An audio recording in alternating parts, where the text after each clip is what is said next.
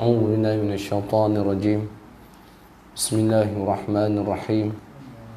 السلام عليكم ورحمة الله وبركاته. Muslimin yang dirahmati oleh Allah Subhanahu wa taala. Kita mulakan pertemuan kita pada malam ini dengan baca Ummul Kitab Al-Fatihah. A'udzu billahi minasyaitonir rajim. Bismillahirrahmanirrahim.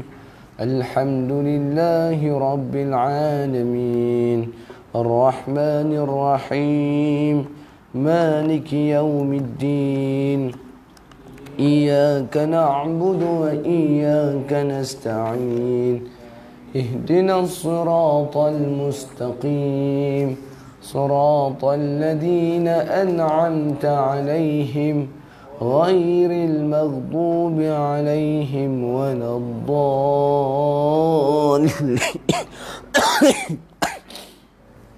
آمين. الحمد لله الذي أرسل رسوله بالهدى ودين الحق ليظهره على الدين كله وكفى بالله شهيدا. أشهد أن لا إله إلا الله وحده لا شريك له وأشهد أن محمدا عبده ورسوله. اللهم صل وسلم وبارك على سيدنا ونبينا وحبيبنا ومولانا محمد بن عبد الله صلى الله عليه وسلم وعلى آله وصحبه ومن تبعهم بإحسان إلى يوم الدين ثم أما بعد. فقال الله تعالى في كتابه الكريم بعد أعوذ بالله من الشيطان الرجيم وإنك لعلى خلق عظيم صدق الله العظيم. وقال رسول الله صلى الله عليه وسلم إن الله عز وجل يعطى الدنيا لمن يحب ومن لم يحب ولكن الله لا يعطى الآخرة إلا لمن أحب أو كما قال رسول الله صلى الله عليه وسلم. Muslimin yang dirahmati oleh Allah Subhanahu wa taala, alhamdulillah. Sama-sama kita memanjatkan setinggi-tinggi kesyukuran kita kepada Allah Subhanahu wa taala dengan limpah dan kurnia yang Allah Subhanahu wa taala berikan kepada kita, maka dapat sama-sama kita berkumpul, dapat sama-sama kita menghadirkan diri, dapat sama-sama kita memakmurkan rumah-rumah Allah Subhanahu wa taala. Mudah-mudahan ini menunjukkan tanda Allah Ta'ala berikan kebaikan kepada kita, tanda Allah Subhanahu wa Ta'ala inginkan kebaikan kepada kita, dan yang paling penting, mudah-mudahan ini tanda Allah Ta'ala nak masukkan kita kesemuanya dalam syurga Allah Subhanahu wa Ta'ala. Dan di awal muqaddimah saya membaca satu ayat Al-Quran, iaitu dalam surah Al-Qalam ayat yang keempat. Allah Subhanahu wa Ta'ala menyebut tentang kemuliaan baginda sallallahu alaihi wasallam pada ayat wa innaka la'ala khuluqin azim. Sesungguhnya kamu wahai Muhammad lebih tinggi daripada akhlak yang besar, akhlak yang mulia. Kita tengok akhlak mulia ni dah cantik dah, sempurna dah. Baginda lebih hebat lagi.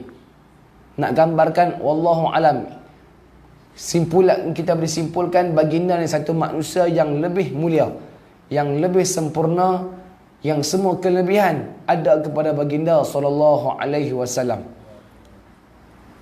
Dan saya tutup muqaddimah pada malam ini dengan baca satu hadis baginda sallallahu alaihi wasallam yang mana Nabi menyebut innallaha azza wa jalla, sesungguhnya Allah Subhanahu wa taala yu'tad dunya, memberikan dunia, liman yuhib, kepada sesiapa yang Tuhan kasihi, wa man lam yuhib, dan kepada siapa yang Tuhan tidak kasihi.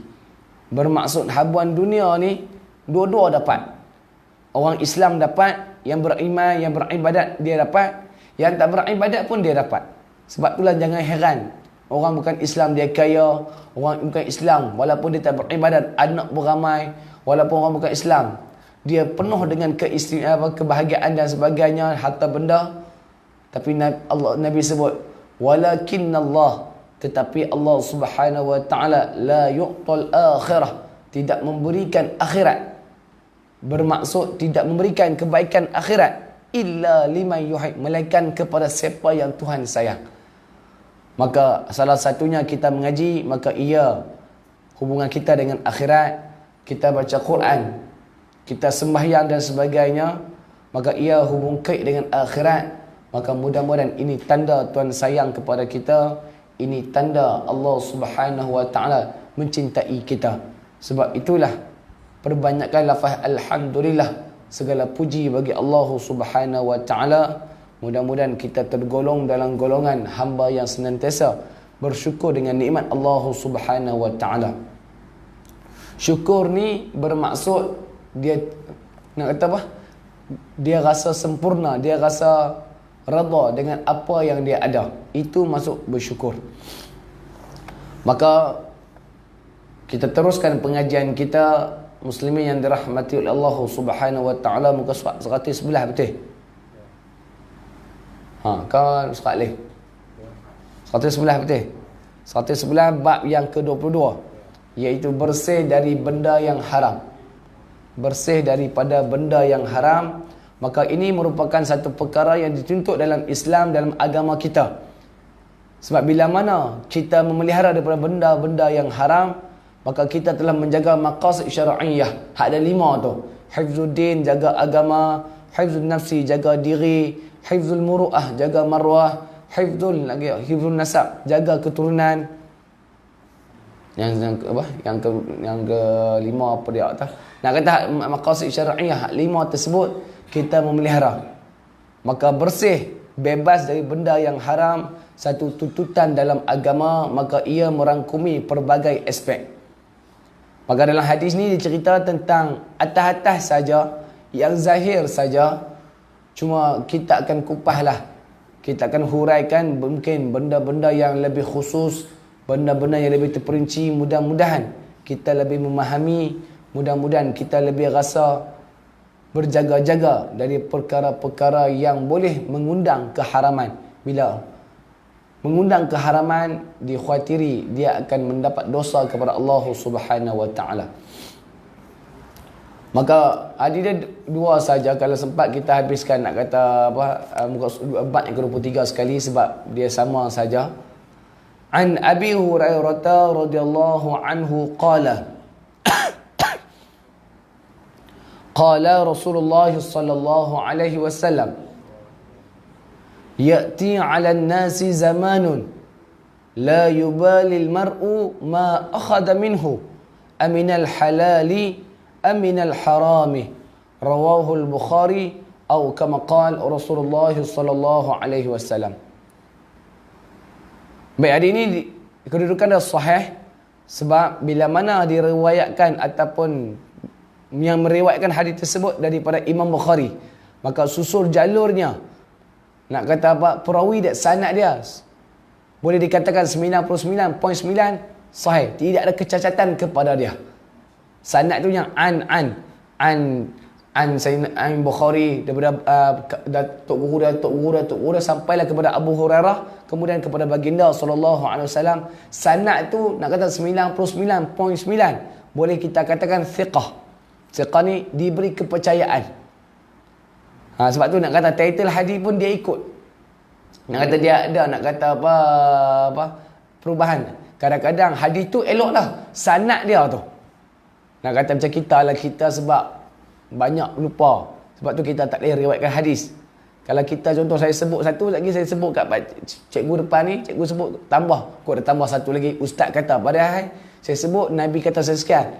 Lepas tu cikgu tu kata, Nabi kata, ustaz tu bagi tahu kat saya, dia tambah sikit dah. Sampai kat pakcik belakang, dia menambah-nambah ataupun sikit, nak kata memotong beberapa, nak kata matan hadis dan sebagainya. Sebab itulah berubahnya kedudukan hadis tersebut. Tetapi bila mana diriwayatkan oleh Imam Bukhari, kebanyakan kedudukan hadis ini adalah sahih. Baik, saya pernah sebut dah nama sebenar Imam Bukhari, cuma saya ulang saja, iaitu Abu Muhammad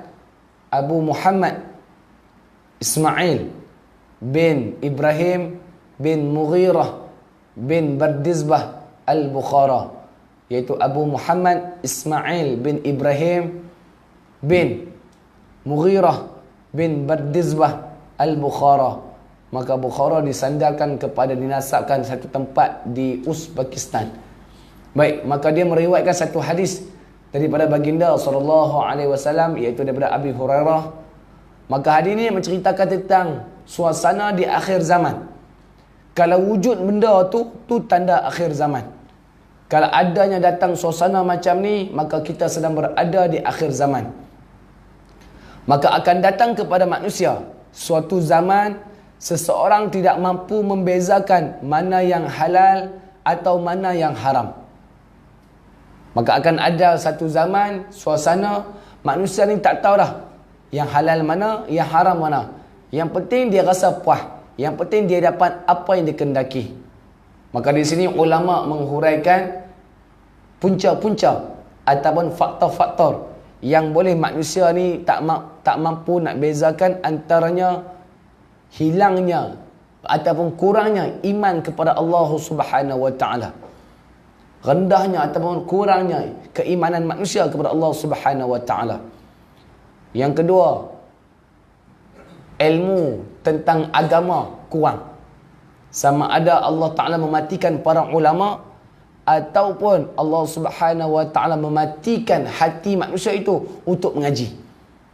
Sebab itulah hati-hati hari ini. Bila mana nak kata hari ni di antara Tuhan cabut qabdul ilmi, Allah Ta'ala cabut ilmu, sama ada di antaranya Tuhan matikan para ulama ataupun Allah Ta'ala mematikan hati kita daripada mencintai majlis ilmu. Sebab itulah yang disebutkan oleh guru kita, iaitu Syekh Nuruddin Marbu Al-Banjari dalam daurah dia dalam baru-baru ni, dia mengatakan walaupun kita berada atau kita sedang berperang dengan pandemik COVID-19, pastikan rumah-rumah Allah Subhanahu wa taala diimarahkan. Itu di antara cara-cara, lagi ujian datang, lagi kita dekat dengan Allah Subhanahu wa taala, dan pastikan ikut SOP. Setengah orang kata tak boleh pergi masjid dah apa sebab COVID dan sebagainya, tapi dia bawa isteri dia pergi Tesco boleh, pergi market boleh. Tak salah nak pergi Tesco, nak pergi market, tidak ada masalah. Tapi bila mana kamu melarang ataupun kamu tak datang ke rumah Allah Subhanahu wa taala dengan asbab pandemik COVID-19 dan sebagainya, itu yang satu benda yang tak seronok lah. Sebab itulah Syekh Nuruddin Al-Marbu Al-Bajari mengatakan, hidupkan rumah-rumah Allah Subhanahu wa taala dengan zikir, dengan majlis ilmu, solat jemaah dalam keadaan ikut SOP. Jadi mudah-mudahan bila mana kita berada di lingkungan ilmu, kita mampu membezakan apa yang halal, apa yang haram. Maka inilah suasana di akhir zaman hari ini. Muslimin dan muslimat yang dirahmati Allah Ta'ala boleh lihat bila mana wujudnya benda ni, manusia tenggelam dalam kehancuran. Manusia lupa kepada Allah Subhanahu wa taala dan mereka mencari pekerjaan. Yang pertama, kita sudut pekerjaan, dia pun tak dapat bezakan yang mana halal, yang mana haram. Kadang-kadang hari ni orang duk cerita berkaitan dengan, nak kata apa, contohnya dia kena tengok, nak kata fatwa mengatakan tengok contoh Tesco pendapatan yang halal lebih daripada yang bukan halal, betul? Yang tak halal tu sikit lah, kebanyakan yang halal. Maka pendapat tu bersih lah. Halal tu halal, tapi dia kena pegang satu lagi, tayyibah. Cuma kita pegang, kita bukan pihak autoriti. Maka ada pihak autoriti mengatakan pendapatan pekerja-pekerja Islam yang kerja macam tu halal, maka halal lah. Maka kita yakin benda tu pendapatan halal. Sebab itu baru dalam 2-3 tahun lepas duk bising nak kata campurnya, nak kata pendapatan tak halal, nak kata apa, lah duit dalam tu, jual daging tu ada, arak dan sebagainya. Lepas tu pekerja dapat habuan, nak kata melalui, nak kata apa, pembelian daripada tersebut.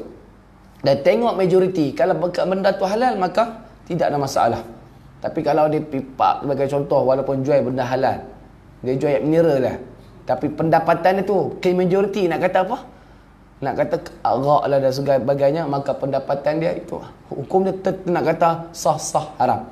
Sebab itulah nak kata halal dan haram ni kita mampu bezakan. Tapi di belakang sekali disebut tentang hak tengah-tengah tu yang suka dibezakan. Dan ini nak terjadi pada suasana manusia di akhir zaman, iaitu tidak mampu nak bezakan yang halal. Kadang-kadang dia rasa macam dia tak ambil rasuah, tapi dia ambil rasuah. Sebab itulah siapa-siapa yang kerja pejabat, bila mana ada orang bagi, tanya untuk diri dia ke ataupun untuk bahagian dia, ataupun untuk keseluruhan nak kata jabatan dia. Kadang-kadang kata tak, ni untuk hang saja, maka itu rasuah. Tapi kalau dia kata tak, ini bagi untuk bahagian hang, bahagian tu yang buat projek dan sebagainya, maka tidak ada masalah sebab dia orang ramai. Tapi bila kata tak, ni untuk hang saja, maka itu ada nak kata kesempatan yang dipanggil rasuah di situ. Dan bila ambil rasuah, iaitu hukum dia hak pemberi rasuah haram, hak menerima rasuah pun haram. Tapi kadang-kadang kita tak perasan, dia rasa macam dah tolong kawan tu bagi hadiah ya, disebut hadiah, tapi dia pun diam ya. Nak kata dia ambil benda yang haram tersebut. Nak kata tak dapat bezakan. Itu dalam bab pekerjaan. Adapun dalam bab makanan pun sama. Kadang-kadang hari ni nak kata benda tu halal, tapi bila mana diubah sifat dia menjadi haram. Contoh ketum.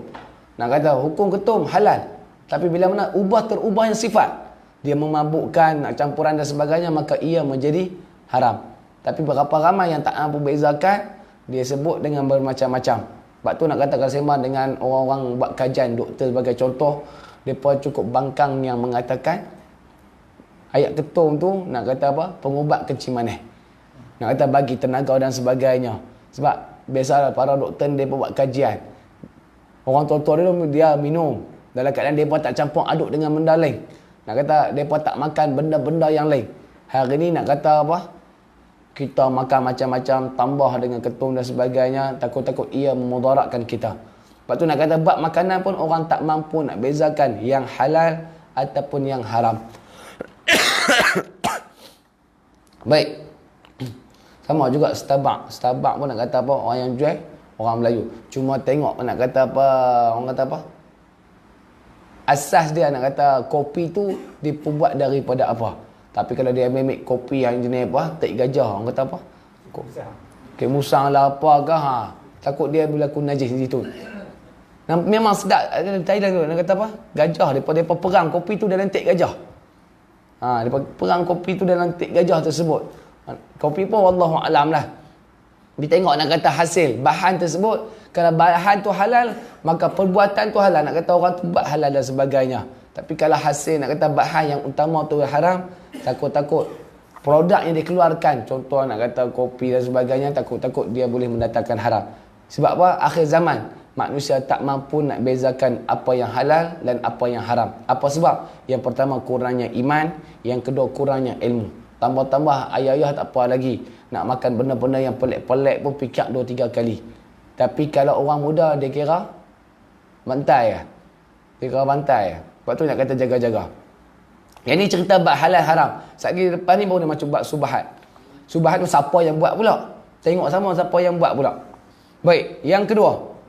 Wa an Abi Umamah Iyas bin Sa'labah Al-Harisi radhiyallahu anhu anna Rasulullah sallallahu alaihi wasallam qala man iqtata'a haqqan imri'in muslimin bi yaminih faqad awjaba Allahu lahu an-nara wa harrama alaihi al-jannah faqala ar-rajulu wa in kana shay'an yasira ya Rasulullah faqala wa in qadiba min araki rawahu al-Muslim atau kama qala Rasulullah sallallahu alaihi wasallam. Ni nak cerita tentang benda simple lah, tapi kalau boleh elakkan dia perkara tersebut. Dari Umamah Iyas bin Sa'labah Al-Haris radhiyallahu anhu berkata, Rasulullah sallallahu alaihi wasallam bersabda, barang siapa yang merampas hak seseorang muslim dengan cara yang salah, sama ada dia menzalimi ataupun cara dia menindasi, maka dia mengambil hak orang lain dengan cara yang salah, maka Allah Subhanahu wa taala akan memasukkannya ke dalam neraka dan mengharamkan syurga. Ini akibat ataupun azab yang akan diterima bagi orang yang mana mengambil hak orang lain dengan cara yang salah. Maka cara macam mana? Maka Nabi terperincikan lagi, seseorang bertanya, dan meskipun hanya benda yang tidak berharga, ya Rasulullah. Maka Nabi menjawab, meskipun sepotong ranting pohon arak, yakni kayu sugi, kayu yang mana bagi kita ni tak ada apa. Tapi kalau kita ambil tanpa pengetahuan orang, yakni mencuri, senang kira cerita dia mencuri ya. Kalau kita mencuri hak orang, maka hukum dia haram. Maka akibat dia kita dimasukkan ke dalam neraka Allah Subhanahu Wa Taala.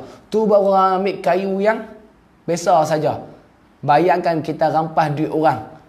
Kita rampas lagi pagi. Nak kata apa? Curi senang kira. Curi duit orang, curi pertanian orang, curi. Nak kata berbagai-bagai lagi.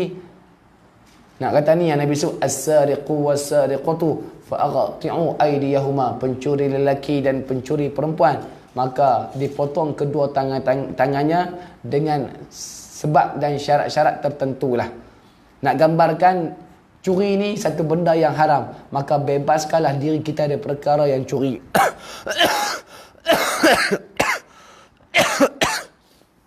Curi masa sebagai contoh dalam pekerjaan, kita mencuri. Kita dibayar gaji 8 sampai pukul 5. Tapi kita mencuri masa tersebut dengan kita buat perkara-perkara yang lain yang tak kena-mengena dengan urusan kebejabatan kita atau urusan kerja kita. Yang tu pun dia bagi mencuri. Dia curi masa lah. Curi masa. Sebab apa?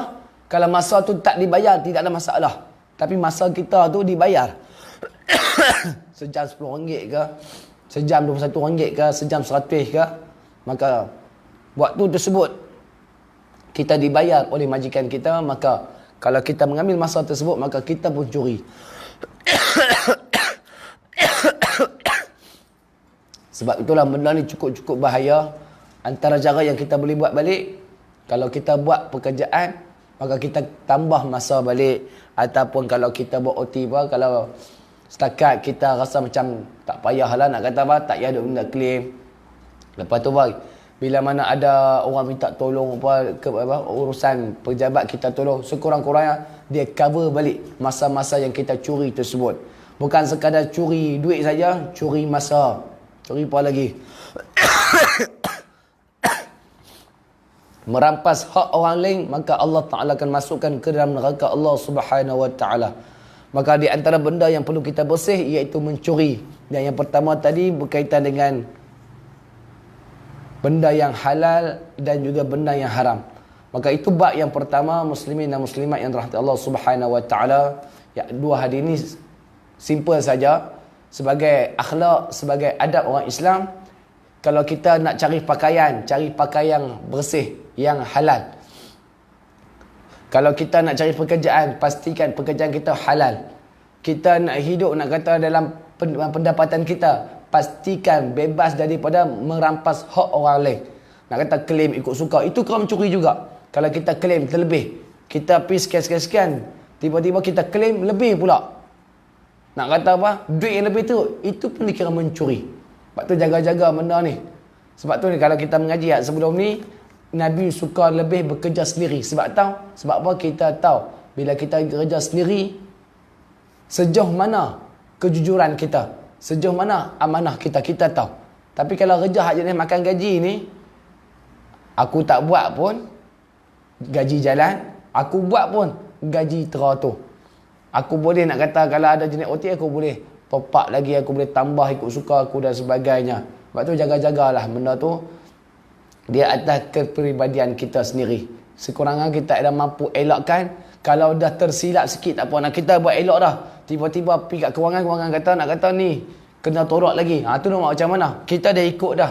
Nak kata jadual-jadual yang kita kerja tersebut. Cuma pergi kat kewangan potong lagi. Maka kita akur pergilah.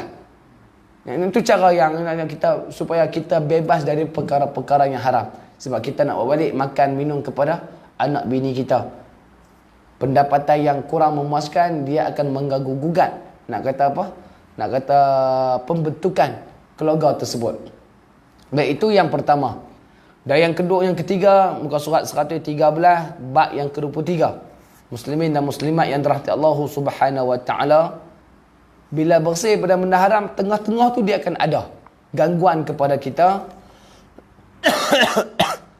Maka bab yang ke-23, hadis yang sering kali kita dengar, wa 'ani Nu'man bin Bashir radhiyallahu anhuma qala sami'tu Rasulullah sallallahu alaihi wasallam yaqulu innal halala bayyin wa innal harama bayyin wa bainahuma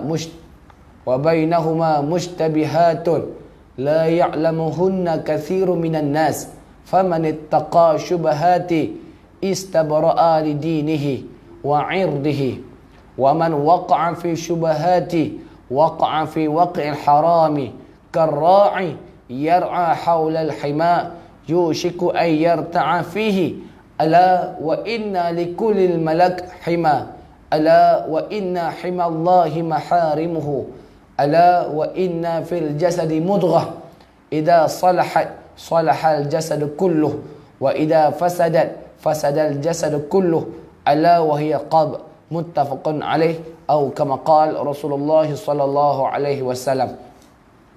Dan kedudukan ni sahih. Kalau nak dibandingkan Sahih Imam Bukhari dengan muttafaqun alaih, siapa yang perlu kita letak dulu, iaitu muttafaqun alaih terlebih dahulu. Kalau ikut hierarki lah, muttafaqun alaih, lepas tu baru Rahul Bukhari, lepas tu baru Rahul Muslim. Sebab muttafaqun alaih dua-dua ada, iaitu Imam Bukhari riwayat dan juga Imam Muslim pun riwayat. Sebab dua orang ni ulama hadis yang cukup-cukup hebat. Maka kita tidak boleh mempersendakan, kita tak boleh engkar dengan kesahihan yang diriwayatkan oleh dua orang ulama ini. Sebab itulah minta kepada tuan-tuan, selepas mungkin kat rumah ada Al-Quranul Karim betul. Kat rumah mungkin ada Al-Quranul Karim, pastikan kat rumah juga ada kitab Sahihul Bukhari. Bagi adalah sebuah. Sebab Quran kita ada, perlembagaan kedua bagi orang Islam iaitu sunnah hadis baginda sallallahu alaihi wasallam. Dan cari mana? Maka biar kita ada sebuku yang mengandungi 7,725 hadis yang sahih yang diriwayatkan oleh baginda sallallahu alaihi wasallam. Biar adalah. Carilah nak kata kat mana-mana kedai buku kitab Sahih Bukhari. Ustaz, kami beli pun tak baca, bagi ada dulu. Baca tak baca tu nombor 2. Sama juga malas saya beritahu, kalau boleh bagi ada dalam rumah kita ni kitab dipanggil Dalailul Khairat.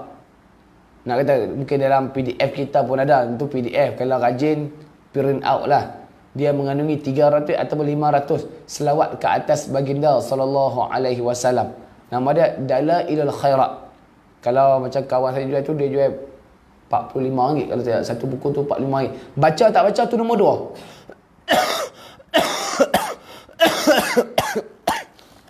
Sekurang-kurangnya dalam rumah kita ada nak kata apa? Zikir-zikir yang membolehkan ingatan kita kepada baginda sallallahu alaihi wasallam. Kalau tak mau beli, nak kata boleh download, nak kata dalam PDF ada, nak kata Dalailul Khairat.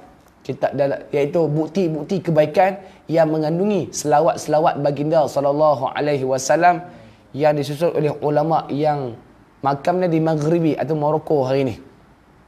Saya lupa ulama tu nama apa tau. Bujairimi kalau tak silap, Imam Bujairimi yang menulis kitab tersebut. Nak kata kitab Dalailul Khairat, pembuktian kebaikan. Dalam tu mengandungi selawat-selawat kat atas, selawat Fatih, selawat Murji'ah, selawat dia selawat dia. Selawat kepada baginda sallallahu alaihi wasallam. Baik. Sami'tu Rasulullah sallallahu alaihi wasallam, maka dia meriwayatkan satu hadis daripada baginda sallallahu alaihi wasallam. Hak yang kosong belah tu tak ada apa sebab makna ada sebelah tu. Maka Nabi sebut sesungguhnya yang halal itu jelas. Kita dah faham dalam Quran. Kita pun faham dalam Quran sebut perkara-perkara yang jelas, yang halal itu jelas. Maka yang haram itu jelas. Dalam Quran sebut dah jelas, dalam hadis pun tetap jelas tentang kehalalan dan juga keharaman. Dan di antara keduanya ada yang syubhah. Nak kata Antara halal ke haram tu ada benda yang cukup-cukup mustahak, yang cukup-cukup bahaya, iaitu syubhah. Sebab itulah kalau kita nak tahu, kita kata orang tu warak tu macam mana? Warak lain, zuhud lain. Warak ni dia mampu meninggalkan perkara-perkara yang syubhah. Itu warak. Warak ni bukan tunduk Bukan semayang kira apa, semayang sunat, semayang tahajud banyak. Itu dia bukan warak. Warak di antara dia mampu mengelakkan diri dia daripada terjebak dengan perkara-perkara yang syubhah. Maka Nabi sebut benda yang syubhah dan banyak manusia yang tidak mengetahui. Nak kata ramai, tak kira lah siapa-siapa, yang penting manusia dia pun tak tahu. Sebab inilah yang terjadi akhir zaman. Manusia kalah dengan hak benda ni, iaitu syubhah. Maka barang siapa yang melindungi dirinya dari perbuatan syubhah, yakni sama-sama tersebut, maka dia telah membersihkan agama dia. Membersihkan agama bermaksud dia mampu menjaga keimanan dia kepada Allah Subhanahu Wa Taala. Dia mampu menjaga iman dia. Dan kehormatan dia bermaksud dia mampu menjaga diri dia sendiri daripada terkena fitnah, daripada daripada dia terjerumus benda yang haram. Maka dua benda ni, agama dan juga kehormatan. Sebab itulah muslimin dan muslimat yang dirahmati Allah Subhanahu Wa Taala, semayang ni satu benda yang cukup-cukup penting. Sebab itulah mungkin kita berada di tempoh PKPB ni, nak kata serulah jiran tetangga kita, masyarakat kita untuk sama-sama solat jemaah, untuk sama-sama memperkukuhkan solat jemaah. Sebab solat ni as-salatu imaduddin. Solat ini tiang agama. Faman aqamaha, barang siapa mendirikan solat, aqama din, dia telah mendirikan agama dia. Waman hadamaha, barang siapa tidak solat, maka dia telah meruntuhkan agama dia. Maka ini dihuraikan oleh Syekh Mutalawi Sya'rawi. Apa yang dikatakan solat ni tiang agama. Tiang ni pasal apa? Kalau tak semayang, hak ni runtuh. Antara dalam semayang kita akan buat 5 benda rukun Islam. Rukun Islam tu nak kata tiang agama, makna rukun Islam. Dalam semayang ada tak syahadah? Ada betul tak? Kita syahadah. Dalam semayang ada dah kita semayang, nak kata kita buat yang kata rokok sujud. Okay, kan rukun Islam nombor 2 semayang. Yang ketiga rukun Islam dia puasa betul tak? Dalam sembahyang kita makan tak? Kita tak makan, kita mampu menahan. Nak kata puasa ni bukan sekadar tahan makan, tapi tahan nak kata apa? Hawa nafsu dan sebagainya. Ada. Tengah semayang tu minta maaf sebut, isap rokok ke, tengah semayang ke, baca buku ke, kita tak buat apa tak? Kita mampu menahan hawa nafsu kita. Yang ketiga, zakat. Apa itu zakat? Iaitu menginfakkan pendapatan kita, apa yang Tuhan kurniakan kepada kita. Pendapatan kita diambil melalui masa, betul tak? Sebab kita dibayar gaji dengan masa. Nak kata kita kerja dengan masa, sekian-sekian jam dapat. Maka sembahyang kita, nak kata apa, kita mencuri ataupun kita mencuri masa tersebut. Lepas tu ada zuhur, ada asar, ada maghrib, ada isyak. Bermaksud kita mampu meluangkan masa. Kita mampu meluangkan masa kepada Allah Subhanahu Wa Taala, maka kita telah mengeluarkan zakat. Maka yang kelima iaitu kita semayang menghadap ke arah Kaabah. Maka sebab tu Nabi sebut as-salatu imaduddin. Salat itu tiang agama. Sebab bila mana kita semayang, benda tu akan terjaga secara automatik. Sebab ada orang boleh puasa, semayang tak. Ada yang orang boleh pergi umrah, pergi haji, hak semayang pun tak. Nak gambarkan kepada kita, solat ni satu benda yang cukup-cukup mustahak. Maka bila mana dia sentiasa menjaga solat dia, maka di antara cara untuk menghindarkan benda syubhah ni dengan dia, nak kata apa, istiqamah ataupun dia khusyuk dalam solat. Dan Nabi sebut barang siapa yang terlibat ataupun jatuh dalam syubhah, dia melakukan perkara yang syubhah, maka ia telah jatuh dalam perkara yang haram. Yang ni yang Nabi takut. Sebab syubhah ni dia dekat dengan yang haram. Syubhah ni macam mana? Contoh macam mana kita nak kata benda syubhah? Pekerjaan kita. Kalau kita kerja dengan company memang yang terang-terang yang kita nampak dia ni haram. Apakah dia haram? Kita tak nampak. Kita tak pernah kata. Kita mungkin keraninya. Tapi kat belakang tu mungkin depa tak bagi tahu. Depa jual apa, depa buat perniagaan apa. Kita cuma kerani saja. Maka pendapatan kita tersebut dia lama-lama dia akan keharam sebab benda yang syubhah. Mungkin kita tak tahu dia buat perniagaan apa dan sebagainya. Ataupun dalam bab makanan kita pun sama. Syubhah ni bermaksud keraguan. Kalau kita makan pun benda tu halal, tapi yang masak tu orang bukan Islam. Orang bukan, itu pun dia bagi syubhah. Dia masak ataupun dia buat teh tarik ke, minum air ke, benda tu halal. Tapi yang buat tu dia bukan orang Islam. Maka dia syubhah nak kata kita sama-sama tentang nak kata mungkin kehalalan dan sebagainya. Maka siapa-siapa yang jatuh dalam benda yang syubhah, maka seperti mana pengembala di sekeliling tanah larangan, halaman orang, lambat laut ia akan masuk ke dalamnya. Bermaksud kambing pun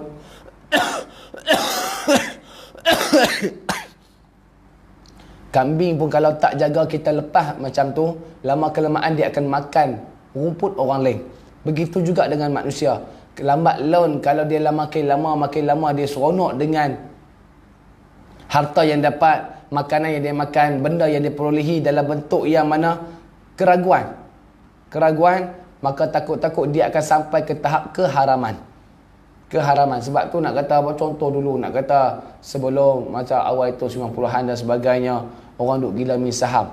Nak kata duk min saham, kadang-kadang tidak ada kepatuhan kepada syariat atau tak ada syariat compliant dan sebagainya. Dia duk seronok nak tahu sat-sat dapat jual saham dia dan sebagainya. Takut nak kata apa, dia seronok benda tu dalam keadaan benda tu syubhah, ada keraguan pada nilai mata wang saham dan sebagainya. Kod saham di kod mana wallahu alam lah. Barulah nak kata awal 2000-an barulah ada nak kata syariah compliant, nak kata panel-panel yang mana boleh, oh yang ni orang Islam boleh masuk, yang ni orang Islam tak boleh masuk, yang ni haram, yang ni boleh masuk. Sebab itulah ada pelaburan yang boleh kita labur, ada pelaburan yang kita tak boleh labur. Kalau contoh kalau Melayu mungkin kita yakin dengan dia labur benda-benda yang tempat-tempat yang mana halal. Tapi kalau kita melabur dengan orang bukan Islam, dia bukan kira apa. Ada seorang pakcik tu dia dengar gila. Bukan gila, dia gila melabur dengan Cina. Dia kata, hang bagi aku 10,000, tak sampai 2-3 bulan aku boleh up, nak kata dalam 15,000 aku boleh bagi. Jadi pakcik tu pun bagilah. Memang dapat betul. Dapat 15,000. Dia pun gila, seronok lah. Nak kata Cina tu tak tahu dia melabur kat mana. Kalau kita bagi orang Melayu tu, kita boleh sangka baik lagi, betul tak? Bila kita bagi kepada orang bukan Islam ni, dia bukan tahu halal haram. Kok dia bagi ni nak kata apa? Dia untung 30,000, dia bagi kat pakcik tu nak kata 15,000. Model kupang pun dia tak buat keluar. Hak Cina tu. Dia ambil model hak pakcik tu. Pakcik tu seronok nak kata apa? Aku bagi 10, aku dapat 15. Dalam keadaan dia tak tahu Cina tu nak kata apa, melabuk di mana. Nak kata lambat laun manusia akan buat benda-benda yang terlarang. Ingatlah tiap-tiap raja ada larangannya. Ingatlah bahawa larangan Allah Subhanahu Wa Taala, apa-apa yang diharamkan oleh Allah Subhanahu Wa Taala, ini larangan, tegahan daripada Allah Taala. Maka Nabi sebut, ingatlah bahawa dalam jasad itu ada segumpal daging. Jika baiklah jasad seluruhnya. Maka bila mana perkara-perkara syubhat terlampau berada banyak dalam diri kita, maka kita akan memamerkan, akan menzahirkan kepribadian yang kurang elok. Bagaimana nak kata, mungkin dalam family kita suka marah-marah. Apa sebab? Benda syubhat terlampau banyak sangat dalam diri kita. Macam saya kata kerja tadi. Kita kerja dibayar gaji 8 sampai pukul 5. Tapi kita pun culai dan sebagainya, nak kata apa? Pendapatan kita syubhat. Ada keraguan. Tapi kita buat relax je. Maka bila kita balik, lagi kita duk marah kat bini, batu nak rumah tangga kita memporak-poranda. Lepas tu nak kata apa? Sat-sat kereta kita, motor kita dan sebagainya rosak. Apa sebab? Sebabnya bila mana kita terlampau terkesan dengan benda-benda syubhah, maka dia akan pamerkan benda yang kurang elok. Sebab tu Nabi kata, ingatlah dalam jasad ada segumpal daging. Jika ia baik, maka baiklah seluruhnya. Maka kalau kurangnya syubhat dalam diri kita, maka kita rasa tenang, kita rasa elok, kita rasa macam tak banyak tak apa, tapi aku bahagia. Dan yang kedua, jika ia rosak, yakni hati itu rosak, rosaklah jasad seluruhnya. Apa yang dipamerkan, semuanya tidak kepuashatian. Sebab tu benda syubhat ni satu benda yang cukup mustahak. Bab makan pun kena jaga, bab pakaian pun kena jaga, bab pendapatan kita pun kena jaga.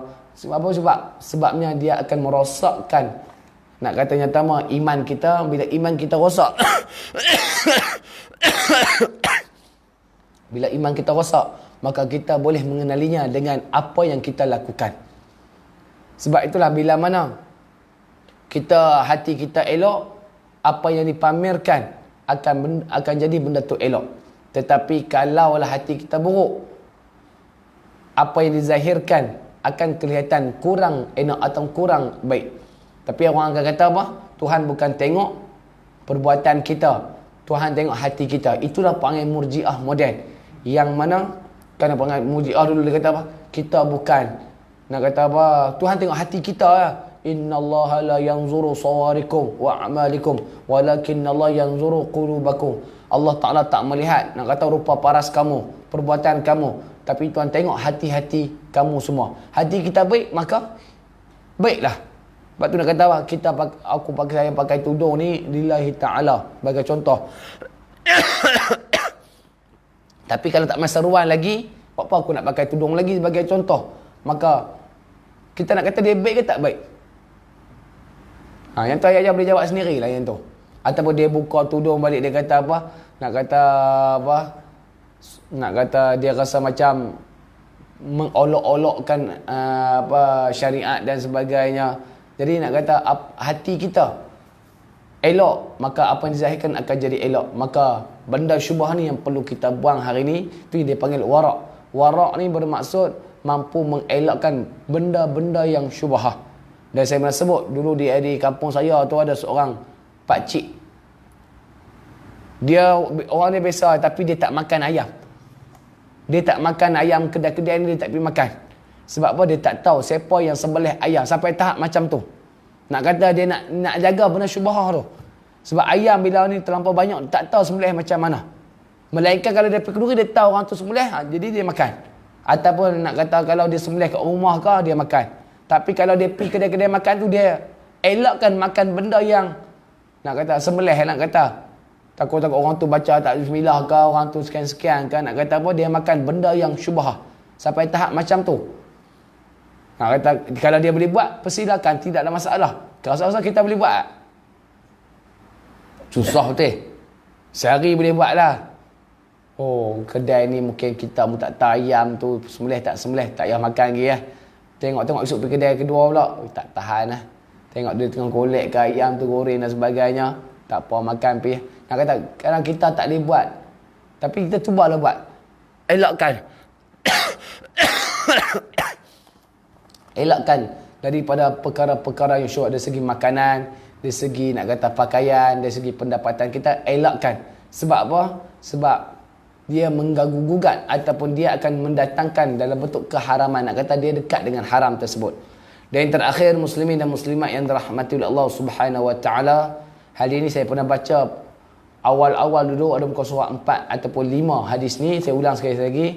Wa 'anil Hasan bin Ali radhiyallahu anhuma qala hafiztu min Rasulillah sallallahu alaihi wasallam da' ma yaribuka ila ma la yaribuka fa inna sidqa tama'ninah wa innal kadhiba raibatun.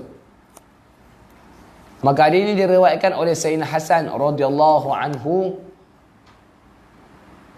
Saya ingat daripada ajaran Rasulullah sallallahu alaihi wasallam, tinggalkanlah apa-apa yang meragukan kamu dan kerjakanlah apa yang tidak meragukan kamu.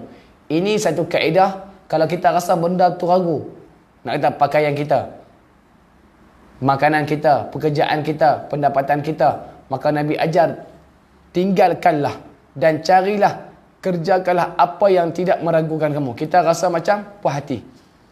Sebab itulah saya ingat lagi kena kata apa, Allah yarham Ustaz Murtada Yusof, sebelum dia berhenti sebagai pegawai agama Kedah betul, Kuala Muda, dia tanya tok guru dia kata, ni nak berhenti boleh tak boleh? Tok guru dia tak bagi kata tak, jangan berhenti, dia kata. Tapi dia rasa macam,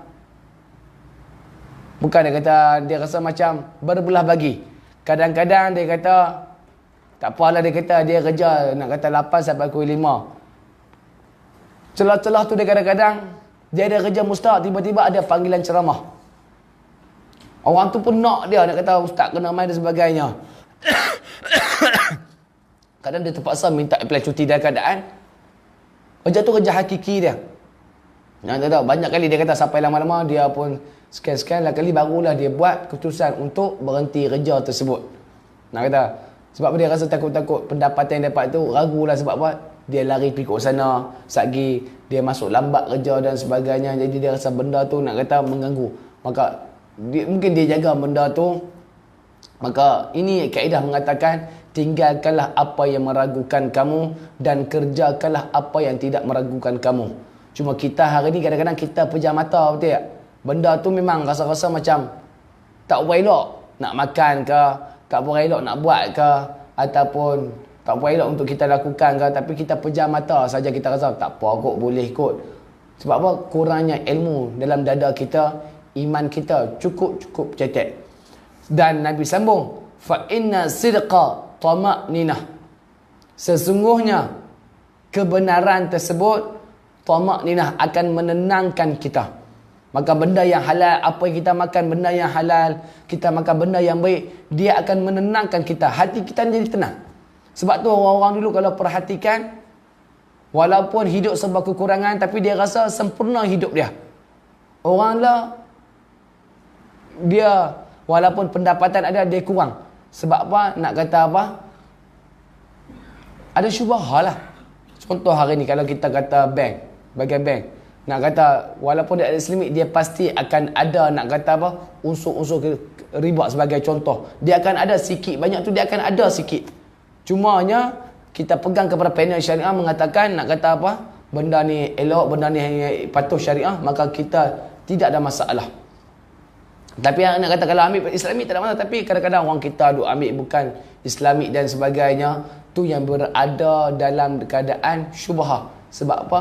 Berhutang. Nak kata ada keraguan di situ.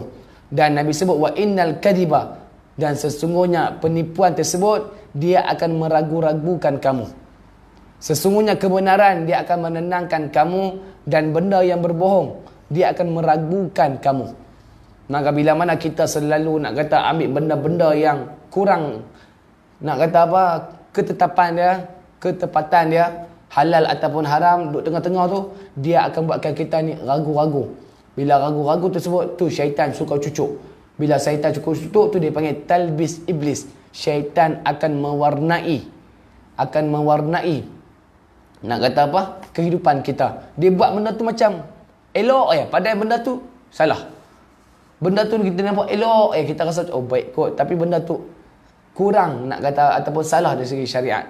Dan inilah yang Nabi ajar kepada kita, bersih daripada benda yang haram dan juga perkara-perkara syubhah. Dengan cara macam mana?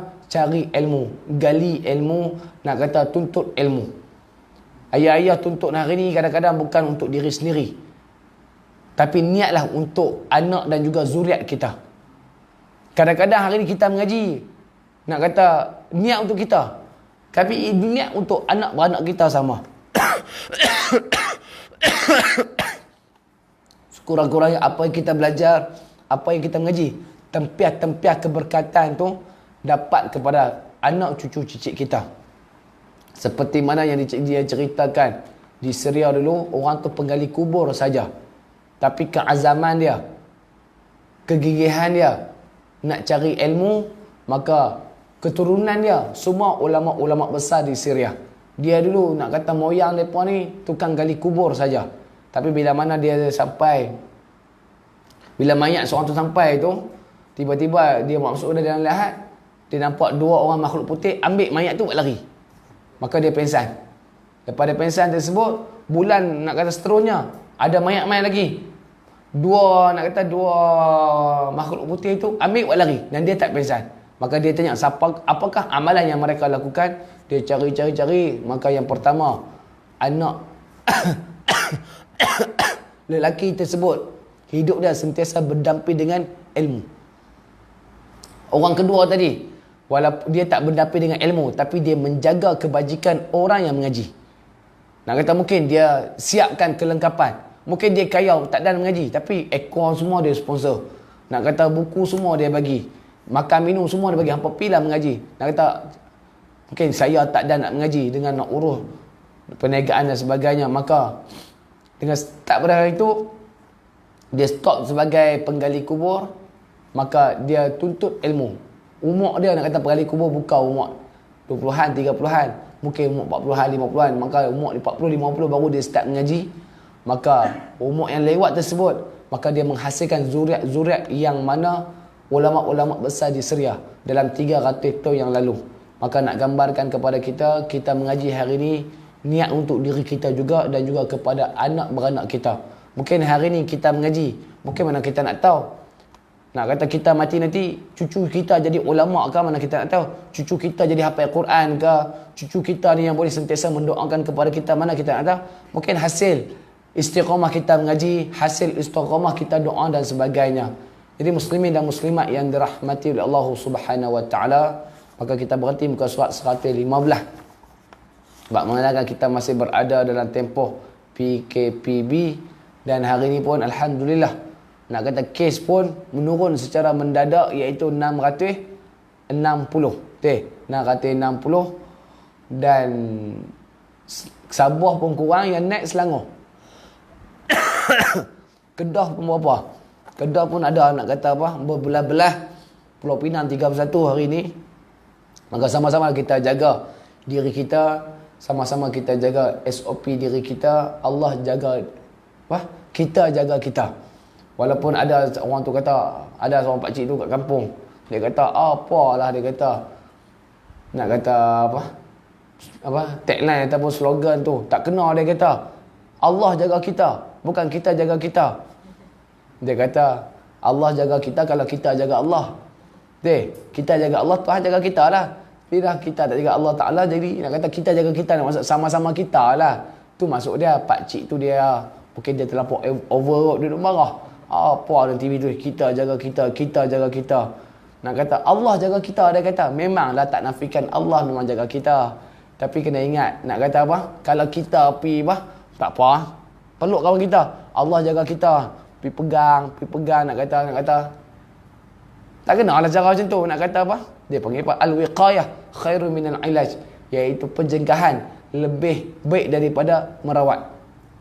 Contoh simple dia, kalaulah mailah nak kata terbakar lah, contoh bukan masjid ni, masjid bola Zimbabwe dan sebagainya, kita duduk ada kat situ.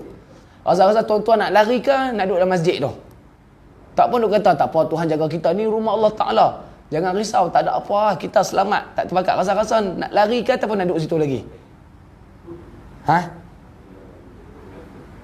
Tak apa ustaz, saya iman kuat, saya duduk sini tak apa, biar mati dalam rumah Allah Ta'ala. Tak cerdik dah tu. Sebab kaedah mengatakan la dirar wala dirar, la dirar la darar wala dirar. Jangan kamu mudaratkan diri kamu, maka kena larilah. Tuhan bagi akal, larilah. Rimau duduk depan, tak apa, ni rezeki rimau kot. Mana nak kata kalau kita jaga itu, nak kata apa, kalau Tuhan kata ni rezeki rimau, aku terimalah. Siapa nak kata kita jaga-jagalah, nak kata kita lari, kita pandai-pandai, kita nak kata apa, nak kata masjid nak terbakar ke, rimau nak terkam ke. Sebab tu nak kata tagline yang diguna pakai tak salah, nak kata apa, kita jaga kita, bukan syirik. Itu bukan masuk syirik, cuma nak gambarkan kepada kita, jagalah diri kita sama-sama. Mudah-mudahan kita bebas daripada pandemik COVID-19 yang menimpa hari ini. Dan muslimin dan muslimat yang dirahmati Allah Subhanahu wa taala, maka perbanyakkanlah selawat ke atas baginda sallallahu alaihi wasallam. Mudah-mudahan kita mendapat ganjaran, mudah-mudahan kita mendapat bantuan dan syafaat daripada baginda sallallahu alaihi wasallam. Dan insya-Allah pada pertemuan yang akan datang kita akan masuk bab yang ke-24, bab yang mana mustahak, bab yang mana perlu kita teliti sebab semua ada, iaitu memperhatikan dan menghormati keluarga insya-Allah. Jadi aku qauli hadza wa astaghfirullahal azim li wa lakum. Wassalamualaikum warahmatullahi wabarakatuh. A'udzu billahi minasyaitonir rajim. Bismillahirrahmanirrahim. Alhamdulillahi rabbil alamin. Wassalatu wassalamu ala sayyidil mursalin wa ala alihi washabihi ajma'in. Allahumma faqihna fid din wa 'allimna at-ta'wil. Allahumma inna na'udzu bika minal hammi wal hadan wa na'udzu bika minal 'ajzi wal kasal. Allahumma inna nas'aluka rizqan halalan tayyiban wa nas'aluka al-'afiyata was-salamah. وصلى الله على سيدنا محمد وعلى آله وصحبه أجمعين والحمد لله رب العالمين. تقبل الله منكم.